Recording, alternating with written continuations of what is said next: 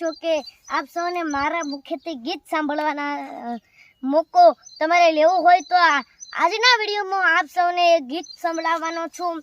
જય જય જય શિવ શંભુનાથ, જય જય જય જય શિવ શંભુનાથ, જય જય જય જય શંભુનાથ, જય જય જય શિવ શંભુનાથ। ભૂકાર ઘરે કપી કરજે કરજે તલવાર ઉડે કપી કર કે કર तर तंत्र हा कपि तूज तू कर कान पर कर जीते एक एक करके सब गण जीते हर दुश्मन से हर रण जीते निकले काले सूरज का छत्रपति वीर सिंह के तेज तिलक तलवार शिवाजी और शंभु रूप अवतार शिवाजी धराधन जन लाल शिवाजी करे केसरिया की लाज शिवाजी केसरिया की लाज शिवाजी करे केसरिया की लाज शिवाजी।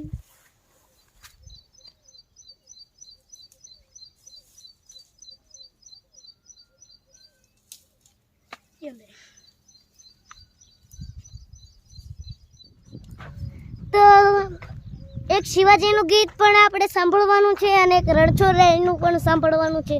તો હવે આપણે શિવાજીનું પણ સોંગ આપણે શૂટ કરી લીધું છે।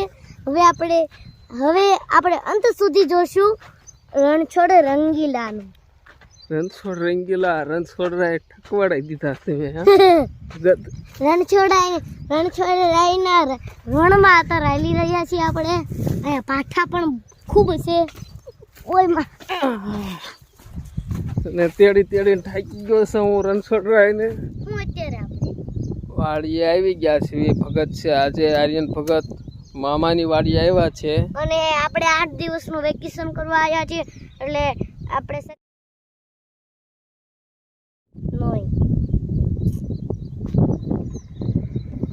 જય માતાજી, જય શ્રી કૃષ્ણ। હું છું આપનો પ્રિય આર્યન ભગત અને આજે આપણે છીએ વાડીમાં અને વાડીમાં બહુ જ અઘરું કામ છે પણ આજે કરવા જેવું છે।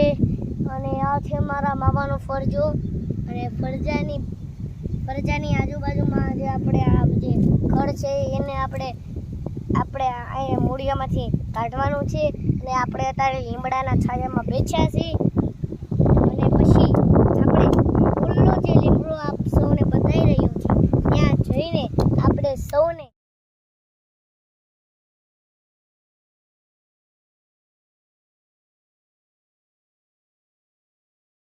તો આપ દિલ મોકલીને અમને કમેન્ટ કરજો।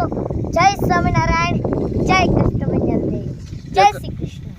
એકાદ આર્યન ભગત સુંદર પ્રવચન કરી આપો। ખારા જળનો દરિયો ભર્યો, મીઠા જળનો લોટો, પણ તરસ્યા ને તો દરિયા કરતા લોટો લાગે મોટો। હા ભગત વાહ, બોલો શ્રી કૃષ્ણ ભંજન દેવની જય। આપણે મસ્તી કરતા આમ કરતા નહીં કારણ કે એનથી અત્યારે કેટલા છોકરાઓ પણ આવા મસ્તી કરે છે। તો હું આપ સૌને વિનંતી કરું છું કે આવી વાડીની વસ્તુ આવેથી કોઈ રમતા નહીં એ મારી ખાસ વિનંતી છે। જય સ્વામિનારાયણ, જય કૃષ્ણ।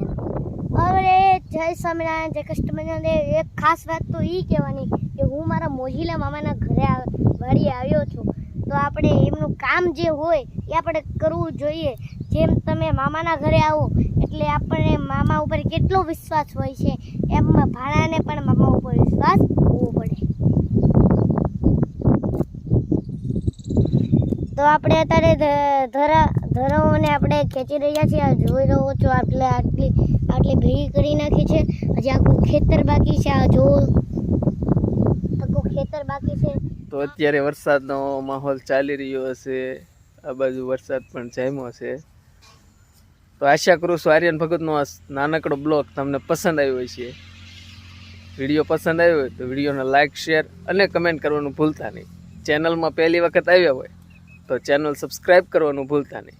મળીશું આર્યન ભગતના એક સુંદર વિડીયો સાથે। ત્યાં સુધી જય સ્વામિનારાયણ, જય માતાજી।